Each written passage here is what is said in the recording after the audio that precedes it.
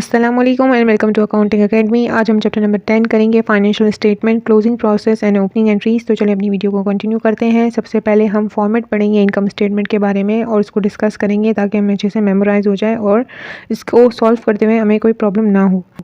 Financial statement में सबसे पहले आप सेल्स के बारे में रिकॉर्डिंग करते हो। सेल्स क्या होती है? जो आपने सामान दूसरों को बेचा है तो वो सेल्स कहलाता है। उसको आप थर्ड कॉलम में यानी लास्ट कॉलम में लिखोगे।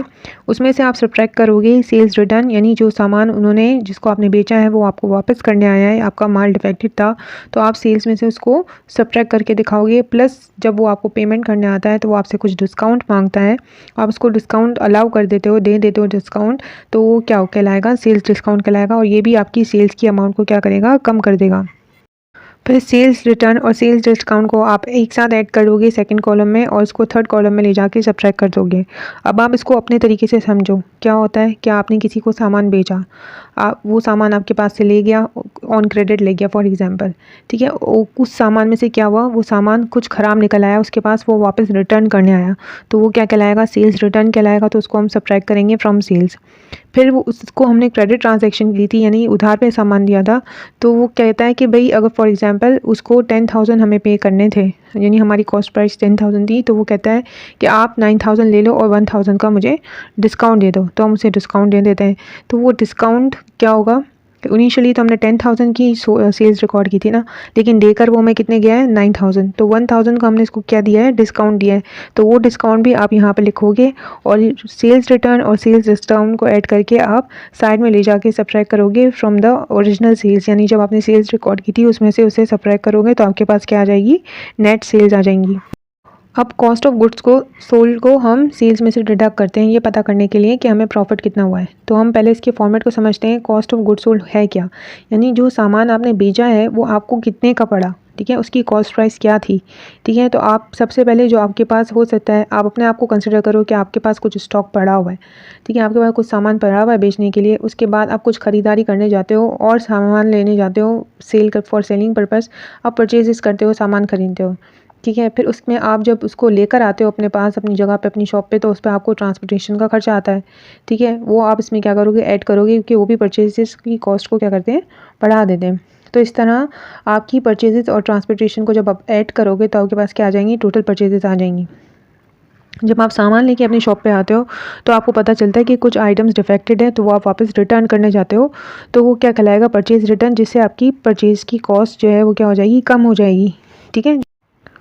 जो परचेजेस आपने की थी उसकी कॉस्ट प्राइस क्या हो जाएगी? कम हो जाएगी, क्योंकि आप क्या कर रहे हो कि उसको रिटर्न करने जा रहे हो। सामान आपको समझ में नहीं आया यानी डिफेक्टेड था तो आपने वापस रिटर्न कर दिया, ठीक है। तो उसकी परचेजेस कॉस्ट पे आपकी फ़र्क आया, कम हो गई। इसके अलावा जब आप उसको पेमेंट करने गए तो आपने इससे मज़ीद डिस्काउंट मांगा 500 और समथिंग का।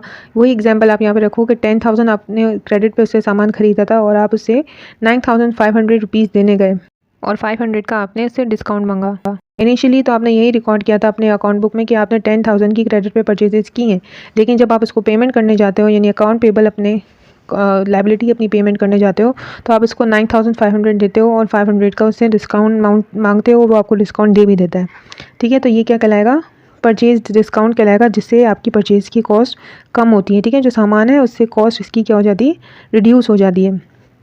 इसके बाद क्या होगा? जो ओपनिंग इन्वेंट्री यानी जो स्टॉक आपके पास पड़ा हुआ था और जो परचेजेस आप करके आए हो जिसको आपने पूरी कैलकुलेशन की, उन दोनों को ऐड कर दोगे तो आप लिखोगे गुड्स अवेलेबल फॉर सेल, यानी बेचने के लिए आपके पास क्या सामान पड़ा हुआ है? थोड़ा पहले पड़ा हुआ था और कुछ आप ख़रीदारी करके आए जिसमें आपने कुछ वापस किया और कुछ आपने डिस्काउंट मांगा। जो अमाउंट आपके पास आएगी उन दोनों को आप प्लस करोगे, यानी जो स्टॉक आपके पास पड़ा हुआ है और जो टोटल परचेजेस आपने कैलकुलेट किए हैं वो क्या कहलाएंगी? गुड्स अवेलेबल फॉर सेल, यानी सेल के लिए क्या अवेलेबल है, कितनी गुड्स जो अवेलेबल है उनकी कॉस्ट, उसकी कॉस्ट क्या है।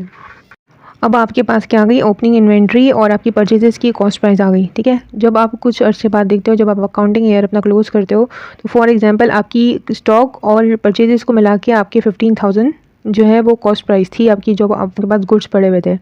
जब आप थोड़ा अकाउंटिंग ईयर ख़त्म होने वाला होता है तो आप देखते हो कि आपके पास इन्वेंट्री कितने की रह गई है? सिर्फ 5,000 की रह गई है। इनिशियली आपके पास कितने थे? 15,000 का स्टॉक था और अब आपके पास कितने का स्टॉक रह गया है? 5000 का स्टॉक रह गया है, ठीक है। तो आपने सोल्ड कितना कर दिया, यानी आपने सामान कितना बेच दिया है, 10,000 का बेच दिया। आप 15,000 में से 5,000 को सब्ट्रैक्ट करोगे तो 10,000 आपका आ जाएगा, ठीक है। तो इसलिए एंडिंग स्टॉक को जो है वो सब्ट्रैक्ट कर दिया है, जो अवेलेबल जो गुड्स अवेलेबल फॉर सेल जो आपके पास पड़ी हुई थी ना, उसमें से आप क्लोजिंग को माइनस कर दोगे तो आपके पास क्या आ जाएगा, कॉस्ट ऑफ गुड्स सोल्ड आ जाएगी, यानी वो चीज़ सामान जो आपने बेचा है उसकी कॉस्ट आपके पास आ जाएगी।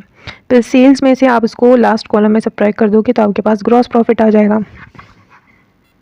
फिर उसमें से आप अपने ऑपरेटिंग एक्सपेंसेस जो भी आपको खर्चा हुआ है वो आप सब सब्ट्रैक्ट करोगे, एक साथ ऐड कर लोगे, क्योंकि बार बार एक एक करके नहीं करना होता है।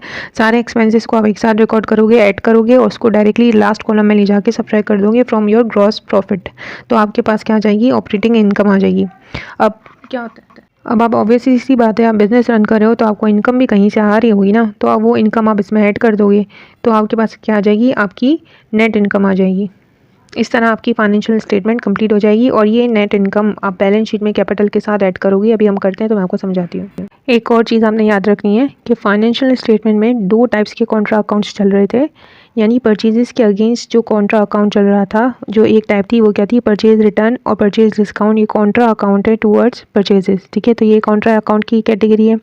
दूसरा जो है सेल्स के साथ जो चीज़ें सब्ट्रैक्ट हो रही थी, सेल्स डिस्काउंट और सेल्स रिटर्न एंड अलाउंसेस, ये दूसरा कॉन्ट्रा अकाउंट है, ठीक है। तो ये क्या हो रहा था, इसमें से सब्ट्रैक्ट हो रहा था। जो चीज़ परचेजेस में सब्ट्रैक्ट हो रही थी, यानी परचेज रिटर्न एंड अलाउंसेस और परचेज डिस्काउंट, ये कॉन्ट्रा एक्सपेंस अकाउंट थे जो परचेजेस में से डिडक्ट हो रहे थे।